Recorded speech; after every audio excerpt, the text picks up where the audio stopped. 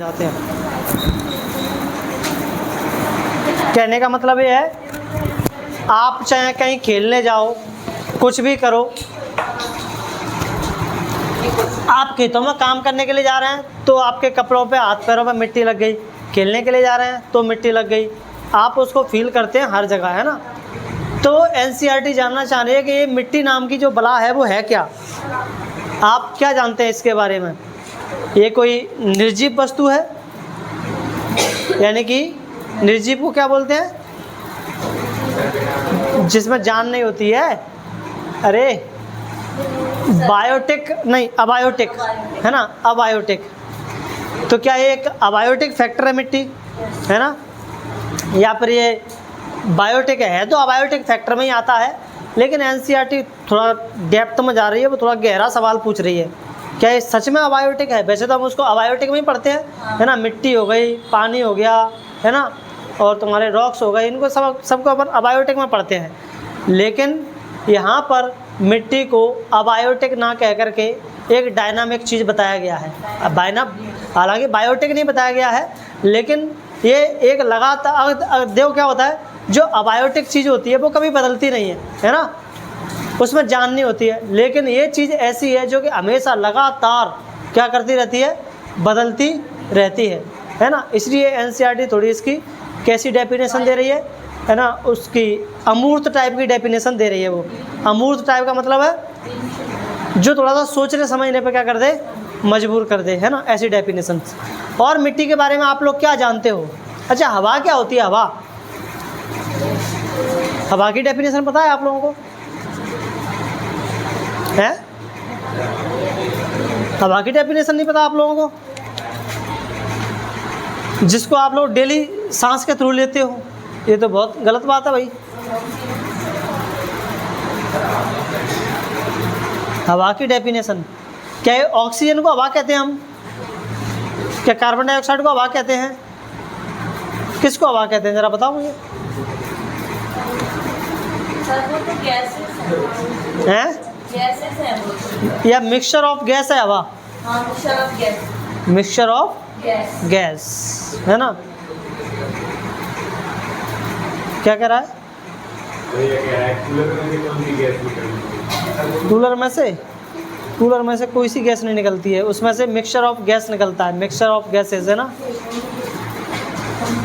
गैसों का मिक्सचर।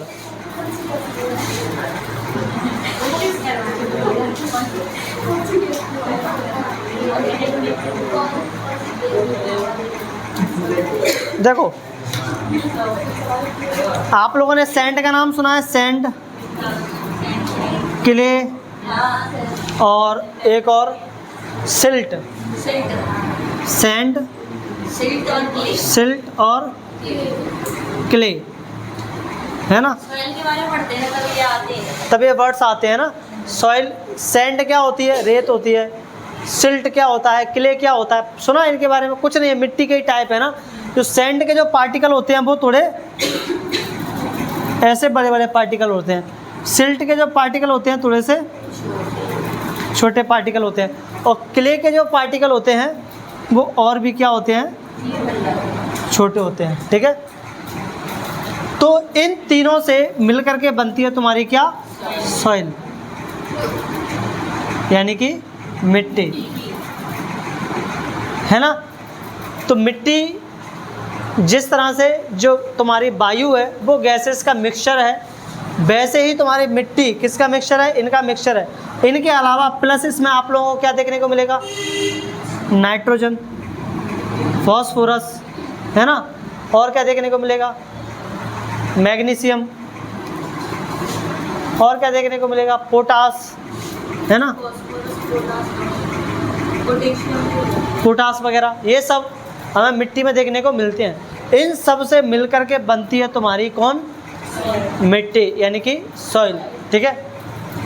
तो देखो हमारी गलत सोच क्या है, मिट्टी निर्जीव है, यानी कि सॉइल इज डेड, जिसमें कोई जान नहीं है ना, यह कभी नहीं बदलती, इट इज़ अ स्टैटिक है, कभी नहीं बदलती है। लेकिन एनसीईआरटी कहती है कि नहीं, आप गलत सोचते हो, है ना। मिट्टी एक जिंदा फैक्ट्री है, यह और यह मौसम के साथ क्या करती है, लगातार बदलती रहती है ना। ये डायनामिक है, something that never stops and is always active, है ना। क्यों? अच्छा बन गया ये भाई साहब है तो इसमें इसको डायनामिक क्यों बोला जा रहा है, क्यों ऐसा बोला जा रहा है कि लगातार बदलती रहती है। आप लोग देखेंगे मिट्टी में ये तीन चीज़ें हमेशा चलती रहती हैं। एक केमिकल रिएक्शंस उसमें होती रहती हैं, पानी जाता है ना, और मिनरल्स जाते हैं, उनमें केमिकल रिएक्शंस लगातार उसमें क्या करती रहती हैं, चलती रहती हैं। और तुम्हारे ये जो क्या नाम मिनरल्स है वो एक दूसरे में मिक्स होते रहते हैं, डिज़ोल्व होते रहते हैं, ठीक है। फिजिकल प्रोसेस यहाँ पर लगातार चलती रहती है। मिट्टी का गर्म होना, ठंडा होना, सूखा होना, गीला होना, ये सब चलता रहता है ना। अगर मिट्टी बहुत ज़्यादा गर्म होगी तो क्या इसमें ह्यूमस बनेगा? ह्यूमस समझते हो? नहीं। क्या होता है, जैसे पेड़ है ना, पेड़ की पत्तियां वगैरह क्या हो गई, गिर गई पेड़ से नीचे, है ना। अब वो क्या करती रहती हैं, वहाँ पर अगर थोड़ी सी नमी आ गई, वाटर आ गया, तो पत्तियां सड़ना शुरू कर देती हैं, गलना शुरू कर देती हैं। तो उस मिट्टी के ऊपर जहाँ पर वो गिरी हुई हैं, ब्लैक ब्लैक सा क्या जम जाती है, लेयर जम जाती है, लेयर बन जाती है। उसको अपन क्या कहते हैं, ह्यूमस कहते हैं, जो कि मिट्टी के लिए सबसे ज़्यादा ज़रूरी होता है। वही मिट्टी उपजाऊ होती है जिसके अंदर ये ह्यूमस होता है ना। ह्यूमस, और जो मिट्टी की जो सबसे ऊपरी लेयर होती है उसी में ह्यूमस होता है ना। तो मिट्टी में पेड़ पौधों को क्या नाम है, उपजाने के लिए इसकी क्या होती है, बहुत ज़्यादा ज़रूरत पड़ती है ह्यूमस की। जहाँ पर ये नहीं होगा वहाँ पर पेड़ पौधे ठीक से उगेंगे ही नहीं, फसल होगी ही नहीं। हम खाद क्यों डालते हैं खेतों में, गोबर वाली खाद क्यों डालते हैं खेतों में? क्या है वो, इतनी देर तक उसको, इतने साल मतलब दिनों तक उसको हम एक जगह इकट्ठा करते हैं। क्यों करते हैं? ताकि वो सड़ जाए, है ना। और सड़ने के बाद फिर वो हो जाता है ब्लैक जैसा, देखना आप लोग उसको, है ना, एकदम काला हो जाता है। वो बन गया तुम्हारा क्या, ह्यूमस। फिर हम उसको डाल देते हैं कहाँ पर, खेतों में। क्यों डालते हैं? इसीलिए डालते हैं ताकि उसमें फसल क्या हो, अच्छी हो। क्योंकि वो फसलों के लिए बहुत ज़्यादा, फसलों को जो सीड्स वगैरह होते हैं उनको बहुत ज़्यादा उपजाऊ बना देता है ना। तो ये प्रोसेस लगातार यहाँ पे क्या होती रहती है, चलती रहती है। बायोलॉजिकल चीज़ें यहाँ पर लगातार होती रहती हैं ना। जीव जंतुओं का काम यहाँ पर लगातार चलता रहता है। मतलब बहुत सारे तुम्हारे बैक्टीरिया आ गए, है ना, ज़मीन पर, मिट्टी पर, कोई तुमने चीज़ डाल दी, वहाँ पर आ गए आराम से, बढ़िया वो पार्टी कर रहे हैं आकर के, है ना, खा रहे हैं, पी रहे हैं, और वहीं पर सूसू कर रहे हैं, वहीं पर पॉटी कर रहे हैं। तो इस ये क्या है, ची है, करेंगे नहीं, जीव है वो, है, तुम लोग भी तो करते हो ना। तो ये सब प्रोसेस है, क्या है, बायोलॉजिकल प्रोसेस है, जो कि लगातार क्या होती रहती है, चलती रहती है। अगर ये ना हो, सोचो खेतों में आप लोग खेत की जुताई करना या उसमें पानी देना, और आप देखना उसमें कितने सारे बैक्टीरिया, कितने सारे इंसेक्ट्स वगैरह वहाँ पर होते हैं, है ना। वो क्या कर रहे होते हैं, वो मिट्टी को पोला बना रहे होते हैं, मिट्टी में घुसे रहते हैं वो अंदर, है ना। मिट्टी में जहाँ पर मिट्टी होती है वहाँ की मिट्टी को देखना आप लोग उठा करके, जहाँ पर ये जो होते हैं ना, बरसात में आप लोगों ने देखा होगा लंबा लंबा ऐसा कीड़ा होता है ना, अर्थवर्म, है ना।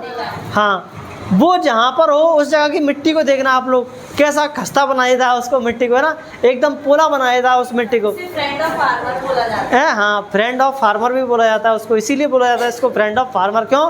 क्योंकि वो मिट्टी को कैसा बनाता है, पोला बनाता है, खस्ता बनाता है, जिसमें फसल कैसी होती है, अच्छी होती है ना। उसके अंदर सब वाटर वगैरह जो भी होता है अच्छे से चला जाता है उसकी वजह से। तो ये बायोलॉजिकल प्रोसेस मिट्टी में लगातार चलती रहती हैं। इसीलिए मिट्टी क्या नहीं है, डेड नहीं है, निर्जीव नहीं है ना। इन सब चीज़ों की वजह से वो कैसी है, डायनामिक है ना। Something that never stop and is always active, है ना। तो ये सारी चीज़ें जो ऑलवेज क्या होती हैं, एक्टिव होती हैं, ठीक है। यही सारी बातें तुम्हारे इस पैराग्राफ में लिखी थी फर्स्ट वाले में, ठीक है। मिट्टी का अध्ययन अगर आप कर रहे हो तो आप साइंस की जिस ब्रांच में जाओगे उस ब्रांच को बोला जाता है पेडालॉजी। क्या बोला जाता है, पेडालॉजी। और जो अध्ययन कर रहा है उसको बोला जाता है पेडालॉजिस्ट। क्या बोला जाता है, पेडालॉजिस्ट, है ना। तो मिट्टी का अध्ययन पेडालॉजी, और अध्ययन करने वाला व्यक्ति पेडालॉजिस्ट, ठीक है।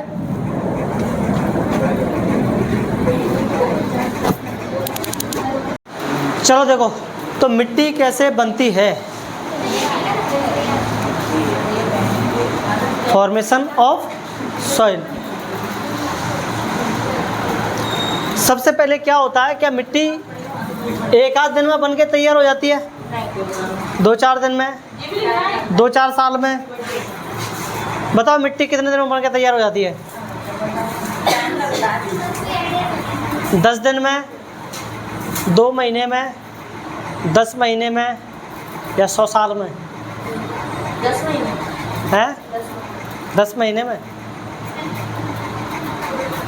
100 साल से बहुत ज़्यादा नहीं जाएगा सच में 100 साल लग जाते हैं मिट्टी को बनने में, हज़ारों साल लग जाते हैं, 100 साल की बात नहीं है। ये जो प्रोसेस हम लोगों ने 5 स्टेप में पढ़ रहे हैं ना, इस प्रोसेस को होने में हज़ारों साल लग जाते हैं, तब मिट्टी जा कर के क्या होती है, बनती है। एक दिन की प्रोसेस नहीं है ये, 2-4 महीनों की, 2-4 सालों की प्रोसेस नहीं है, 10-20 सालों की प्रोसेस नहीं है, हज़ारों सालों की प्रोसेस है, तब जा कर के मिट्टी बनती है ना। इसमें क्या होता है, सबसे पहले होती है वीथरिंग, चट्टानों का टूटना। अगर आप और अंदर जाओगे कि चट्टान कहाँ से आई, है ना, वो भी तो प्रोसेस आप शामिल करोगे, है ना। तो देखो क्या होता है, जैसे ये तुम्हारी 2 प्लेट्स हैं, है ना,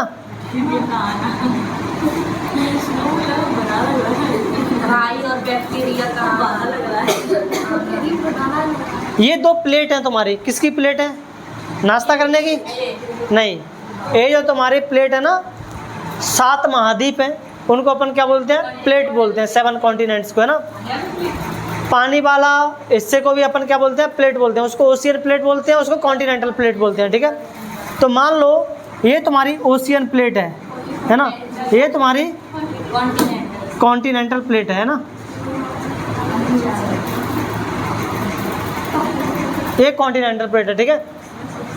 ओशियन प्लेट जो होती है वो थोड़ी भारी होती है, और जब ये टकराती हैं तो ये प्लेट चली जाती है कहाँ पर, नीचे, और यहाँ पर मिलेगा क्या, मैग्मा, यानी कि लावा इसमें भरा हुआ है ना अंदर। जैसे ये अंदर जाएगी, गर्म मैग्मा में जाएगी, आप सोचो एकदम हज़ारों डिग्री सेल्सियस का टेम्परेचर है, उसमें जा कर के आप लोहा डाल दो, क्या होगा उस लोहे का, गल जाएगा कि नहीं गल जाएगा? गल जाएगा। इसके अंदर भी तो हज़ारों डिग्री सेल्सियस का टेम्परेचर है अंदर। जब क्रस्ट का कोई टुकड़ा, धरती का कोई टुकड़ा इसके अंदर जाता है, प्लेट, वो क्या होता है, जा कर के गल जाती है, मेल्ट हो जाती है।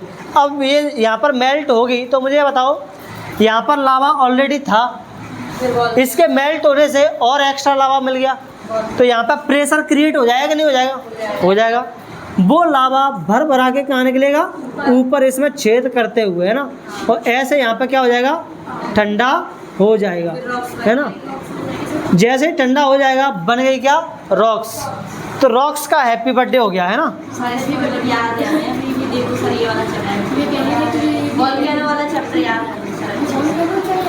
रॉक्स का हैप्पी बर्थडे हो गया। अब रॉक्स बन गई, यानी कि ये आ गया, तो अब यहाँ पर आ गए हम, रॉक्स बन गई। अब यहाँ पर होगी तुम्हारी वीथरिंग की प्रोसेस।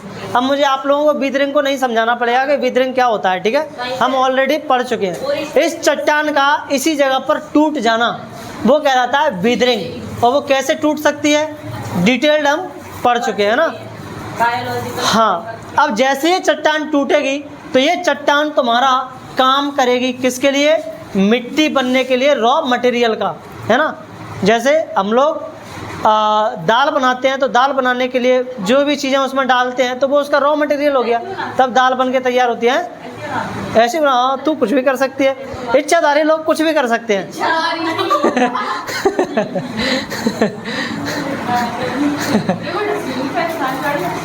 है ना। नहीं तो मैंने नागिन नहीं बोला है उसको, इच्छाधारी बोला है। नहीं, नाग भी हो सकता है ना। इच्छाधारी हमारे सर बोलते हैं, हमको बोलते थे इच्छाधारी, है ना। ज्योग्राफी पढ़ाने वाले सर ही बोलते थे हमको इच्छाधारी, तो मुझको उनकी बात याद आ जाती है। तो कहते इच्छाधारी हो तुम लोग, तो कुछ भी कर सकते हो, है ना। तो मतलब जो कानूनों के, जो नियमों के, प्राकृतिक नियमों के खिलाफ अगर कोई चीज़ कर रहा है, तो उसको अपन क्या बोलते हैं, इच्छाधारी बोलते हैं ना। ठीक है। तो जैसे रॉक्स की क्या होगी, बीदरिंग होगी, बीदरिंग होने के बाद इस पे आ जाएंगे भाई साहब काई और बैक्टीरिया, है ना। काई जमने लगेगी, इस पे बैक्टीरिया आने लगेंगे। जैसे ये मरेंगे, इनकी डेड होंगे, ये खत्म होंगे, मरेंगे। जैसे ये मरे तो इनका बनेगा ह्यूमस। क्या बनेगा, ह्यूमस, यानी कि जो तुम्हारा मिट्टी को क्या बनाता है, उपजाऊ बनाता है। जैसे ही ह्यूमस बनेगा, वहाँ पर कोई चली गई चिड़िया उड़ करके, है ना, या कोई चूहा वगैरह चला गया, है ना, पोटी वगैरह कर आया वहाँ, अभी दाल खा के गया था या कोई चीज़ खा के चला गया और जा करके वहाँ पोटी कर आया। अब पोटी करेगा तो पोटी में वो सीड्स भी निकलेंगे। ची ये क्या पढ़ा रहे हो सर? अरे तो वहाँ बीज तो पहुँचाना है ना, कैसे पहुँचाओगे, है ना। चिड़िया गिलहरी चली गई, चिड़िया चली गई, है ना, चिड़िया चली गई, वो खा करके बरगद का वो होता है ना, बरगद में वो लगते हैं ना ऐसे ऐसे, वो खा के चले गए। उसको आप तोड़ के देखो कितने सारे सीड्स निकलते हैं उसमें ना। अब सोचो कोई गिलहरी उसको खा पी करके बढ़िया चली गई और यहाँ आकर के फुर्सत में बैठी है तो वो क्या करेगी, फुर्सत में पोटी वोटी जैसे ही करेगी तो सारे के सारे बीज कहाँ पर आ गए, यहाँ पर आ गए और ह्यूमस एकदम बढ़िया तैयार था, है ना। अब वो बीज को बढ़िया उपजाऊ बनाने के लिए ह्यूमस भी अवेलेबल है। अब वो बीज क्या हो गया, जर्मिनेट हो गया। अब जर्मिनेट होगा तो जड़ें कहाँ पर जाएंगी, नीचे जाएंगी, है ना। तो पेड़ हो गया है और साथ में वहाँ पर जानवर भी आ गए थे, चूहे वगैरह, उन्होंने बिल बना लिए थे, उसको पोला कर दिया इधर उधर से एकदम, उसको, है ना, वो बना दिया है, क्या बोलते हैं उसको, भूल भुलैया टाइप का बना दिया है, छेद कर करके उसको, है ना, स्पंज टाइप का बना दिया उसको। कैसा बना दिया है, सॉइल बिकम लाइक स्पंज, है ना। अब यहाँ पर जल और वायु आती है ना, मिट्टी आई, वो वायु आई या जल आया, बहा करके उसको क्या करा, ले गया, है ना, और इस तरह से बन करके हो गई हमारी मिट्टी तैयार।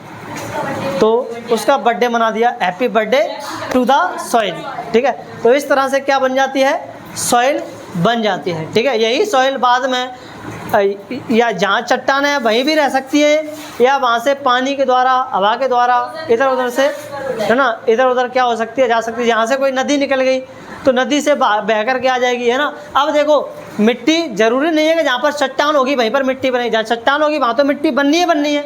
लेकिन यूपी में कहाँ से आ गई चट्टान, मैदानों में तो कोई चट्टान नहीं है, यहाँ पर कहाँ से आ गई चट्टान है।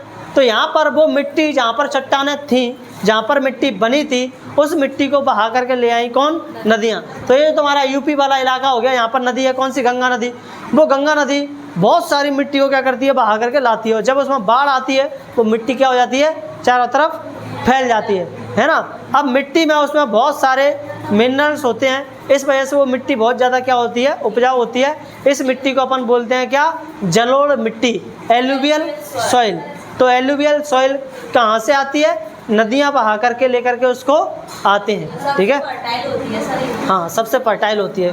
फर्टाइल वो इसीलिए होती है क्योंकि उसमें रॉक्स टूट करके वो मिट्टी बनी हुई है, और रॉक्स में बहुत सारे मिनरल्स होते हैं जो पेड़ पौधों के लिए ज़रूरी होते हैं। हम बाहर से जब यूरिया लेकर के जाते हैं, खाद लेकर के जाते हैं, उस पर लिखा होता है NPK, नाइट्रोजन, पोटास और फॉस्फोरस वगैरह ना। हाँ, अब ये सोचो हम बाहर से डाल रहे हैं उसको खेत में, जबकि ये चट्टान जो टूट रही है उसमें नेचुरली है वो, और जब उसमें नेचुरली तरीके से आएगा तो वो मिट्टी उपजाऊ नहीं होगी मिट्टी उपजाऊ, है ना। तो ये तुम्हारा सॉइल फॉर्मेशन हो गया। आगे देखते हैं क्या है इसमें। पानी में होती है डेंसिटी वर्ड समझते हो, घनत्व।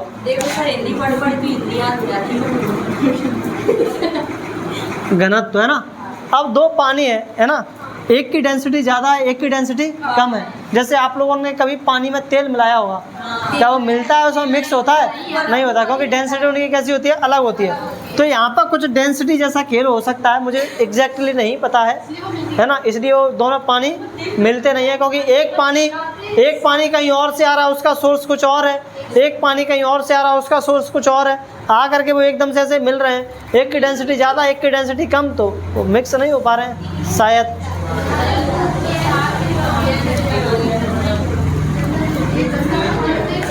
हैं, बाकी है, बाकी चमत्कारों पर मुझे भरोसा होता नहीं है ना, तो मुझे पता नहीं है, साइंटिफिक रीज़न ही वहाँ होगा कुछ ना कुछ है। चलो देखो, सबसे पहला जो तुम्हारा फैक्टर है इसमें वो है क्लाइमेट, यानी कि जलवायु। अरे ये आईफोन बंद कर लेगा इसको, साइलेंट ना हो। साइलेंट नहीं होता ये फ़ोन, ऐसा क्या है इसमें जो साइलेंट ही नहीं होता? उसमें जो ऊपर एक बटन होता है उससे होता है नहीं उसमें है, उधर होगा बगल में उसके, वो इसी के लिए तो होता है, साइलेंट करने के लिए। देखो ये जो क्लाइमेट है और ये जो तुम्हारी रॉक है, यानी कि चट्टान है ना, नहीं, इनका मूर्ति और मूर्तिकार की तरह रिश्ता है, हाँ, क्लाइमेट की वजह से तो है ना, मूर्ति और मूर्तिकार की तरह रिश्ता है ना। अगर कोई मूर्तिकार मूर्ति बना रहा है ना, मान लो उसे शिव की मूर्ति बनानी है, तो अपन दूसरा मूर्तिकार ला के वहाँ रख दें, क्या वो वैसी ही मूर्ति बनाएगा जैसी मूर्ति पहले वाले ने बनाई थी? बना सकता है वो वैसी? नहीं बना सकता, कुछ ना कुछ तो है ना झोल कर देगा, उसमें गड़बड़ कर ही देगा, है ना। तो क्लाइमेट भी ऐसे ही है। क्लाइमेट का मतलब है ये जो तुम्हारा इसमें ये तो तुम्हारा हो गया कैसा, एक्टिव फैक्टर, ये एक्टिव होता है, लेकिन ये कैसा होता है तुम्हारा, इसको क्या बोलते हैं, इनएक्टिव, पैसिव, निष्क्रिय, है ना। हाँ, पैसिव होता है, यानी कि निष्क्रिय होता है ये, ठीक है। और ये तुम्हारा कैसा होता है, सक्रिय कारक होता है ना। अब ये तो चट्टान अपनी एक जगह पड़ी हुई है, लेकिन ये जो तुम्हारा क्लाइमेट है, क्लाइमेट का मतलब बारिश का होना, है ना, और तुम्हारा क्या नाम है वो हो गया गर्मी, है ना, कभी टेम्परेचर बहुत ज़्यादा है, कभी टेम्परेचर बहुत कम है, कभी बारिश कम हो रही है, कभी बारिश ज़्यादा हो रही है। तो इससे ये जो तुम्हारी चट्टान है, अगर सोचो किसी जगह का क्लाइमेट हमेशा ठंडा ही रहता है और किसी जगह क्लाइमेट हमेशा गर्म रहता है, किसी जगह बहुत ज़्यादा बारिश होती है, किसी जगह बारिश बहुत कम होती है, ऐसी जगहों पर क्या इस रॉक से बनने वाली मिट्टी एक जैसी होगी? नहीं होगी, है ना। क्लाइमेट की वजह से, क्लाइमेट चेंज होने की वजह से ये रॉक मिट्टी जो बन रही है उसका जो टेक्सचर है वो क्या हो सकता है, बदल सकता है, अलग हो सकता है ना। कौन है फ्रेंडा है, नरेंद्र मोदी कहता है ना हेलो फ्रेंड, कैसे बोलता है वो, है हेलो फ्रांस, फ्रांस ऐसे कहता है, हेलो फ्रांस है। खोल दे, है क्यों, कहाँ जाना है, गांव जा रही है? कौन है, तेरी सिस्टर है? घर पे बोल के आई है गांव जाने की? अच्छा लेने आया, हाँ तो ठीक है जा। कितनी देर लगेगी आपको? मैं तो समझाऊंगा इसको, पूरा भी टाइम लगेगा, कम से कम 10 मिनट।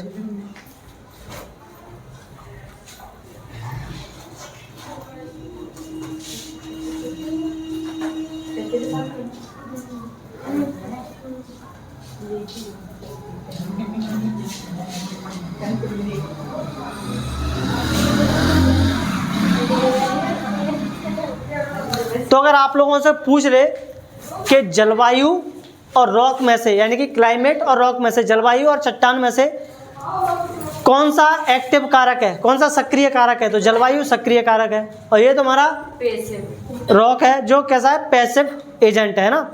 अब ये तुम्हारा पैसिव एजेंट दो तरह का हो सकता है ना, जो इसी को अपन पेरेंट रॉक कह रहे हैं। ये तुम्हारी दो तरह की हो सकती है, एक तो जिस जगह है उसी जगह पर रहने वाली रॉक्स, है ना। जैसे हमारे इधर महाराष्ट्र में आप लोग देखोगे वो वाला क्या नाम है पहाड़ है, कौन सा, डेक्कन प्लेट्यू। अब वहाँ रॉक कहीं से आई थोड़ी ना है, वहाँ से लावा निकला। जब इंडिया बना था उस समय लावा निकल रहा था, मैंने आप लोगों को बताया था कि इंडिया किसके ऊपर से निकला, है ना, यहाँ से निकला था, यहाँ से इंडिया जा रहा था। तो यहाँ पे एक एक्टिव वोल्केनो था, उसके ऊपर से इंडिया जब निकला तो वो इंडिया की जो प्लेट थी वो क्या हो गई, पिघल गई, है ना, मेल्ट हो गई। उसी की वजह से तुम्हारा ये क्या बना था, पूरा का पूरा प्लेट्यू बना था, है ना, डेक्कन प्लेट्यू। अब वहाँ तो चट्टान कहीं से आई नहीं है, तो ये हो गई तुम्हारे स्वस्थाने, है ना, यानी कि इन सितु रॉक्स। एक हो सकती है तुम्हारी एक्स सितु रॉक्स। एक्स सितु रॉक्स का मतलब कहीं पर कहीं से आ गई हो, पानी के द्वारा बहकर या किसी चीज़ के द्वारा टूट टाट करके एक जगह से दूसरी जगह चली गई, है ना। और ये जो तुम्हारी मिट्टी है वो चट्टान के टेक्सचर पे भी क्या करती है, डिपेंडेंट करती है। अगर कोई चट्टान आप लोग महाराष्ट्र में जाकर के मिट्टी देखोगे वहाँ पर ब्लैक सॉइल मिलेगी, क्योंकि वहाँ पर चट्टान कैसी थी, उस तरह के टेक्सचर की थी। अगर तुम यूपी में जाकर जाओगे उधर देखोगे कहीं तुम्हें पीली सी मिट्टी मिल रही है, कहीं लाल मिट्टी मिल रही है, कहीं काली कहीं किस तरह की एक वो होती है लेटेराइट मिट्टी होती है ना, वो मिल रही है। तो ये मिट्टी क्या होती है, अलग अलग चट्टानों से बनी हुई होती हैं। तो पेरेंट रॉक जैसी होगी मिट्टी भी कैसी बनेगी, उसी के जैसी ही बनेगी, ठीक है।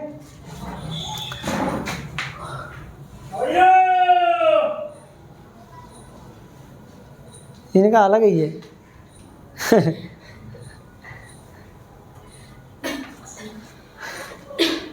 तो मुझे ये बताओ, एक चट्टान हो प्लस जलवायु अलग अलग हो, क्लाइमेट अलग अलग हो, मिट्टी कैसी बनेगी, एक जैसी या अलग अलग, अलग अलग, है ना।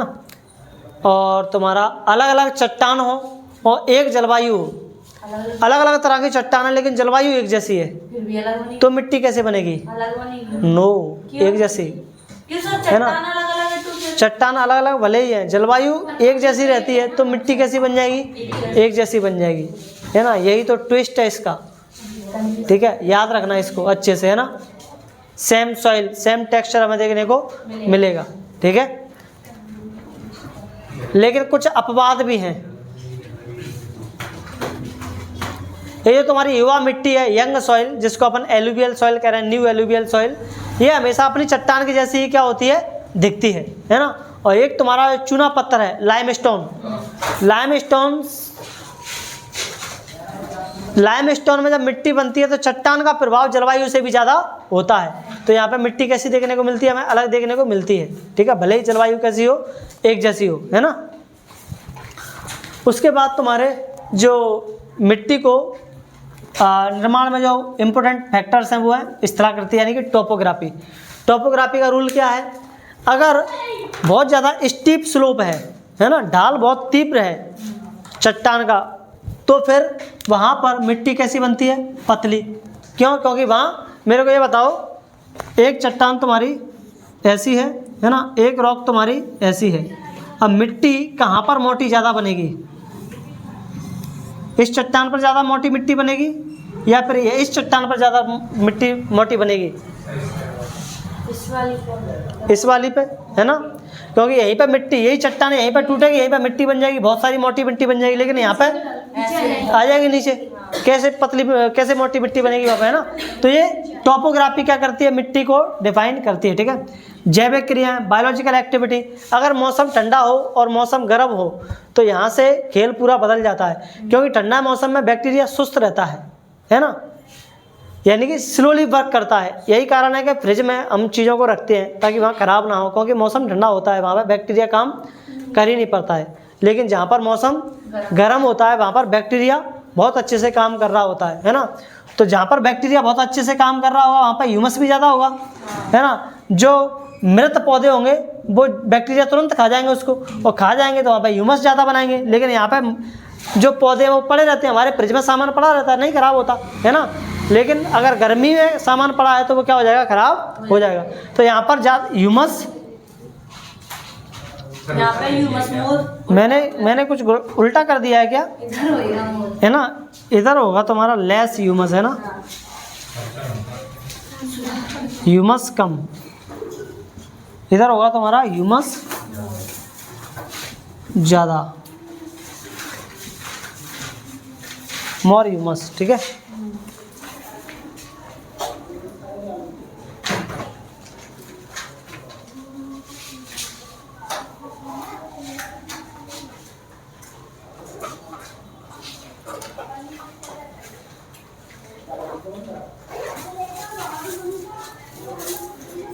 है, रुकना ज़रा, ये तो कुछ गड़बड़ी हो गया, पहले से ही लिखा था। रुको रुको रुको रुको रुको।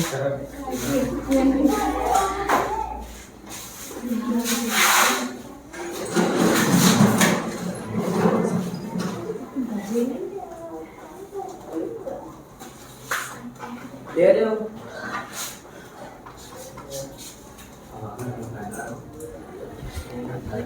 हाँ सही लिखा था पहले ही, लिख लिया गलत, चेंज कर लिया। लॉजिकली सोचो, देखो यहाँ पर ह्यूमस ज़्यादा क्यों होगा?